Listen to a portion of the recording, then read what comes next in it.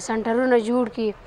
مونږ ډېر تکلیف کې وو، زموږ مور او پلار ډېر په تکلیف کې وي چې کله زموږ وینه کمه شي نو هغې د مونږ سره ځورېږي. مونږ خپله زموږ ځان درد کوي. په تلسیمیا ناروغۍ باندې اخته یم. ما 3 خویندې هم په دې ناروغۍ باندې اخته دي. عمر مې 22 کاله دی تقریبا، او په هرو 15 ورځو کې وینه اچوم. ټولو شتمنو هېوادوالو باندې غږ کوو چې دغې مریضانو سره کومک وکړي.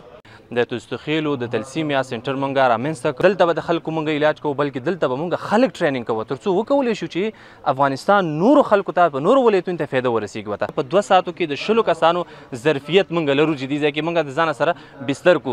تقریبا په دې باندې تر اوسه پورې 15,000 ډالر مصرف شوی دی. خلکو ماشومانو کالي کول، سپلۍ اخیسته. زما بچیان ما ته دغه وکوي، وایي ما پلاره مونږ ته وینه واچوه چې مونږ به خلک دغه کوي چې خوشحالي د اختر د کالي وکړي، سپلۍ وکړي، او زما بچیان ما نه وینه غوښتل اختر. من حیث المجموع 1,000,000 الی 1.5 از نفوس شهروندان عزیز کشورمان مصاب به این بیماری هستند.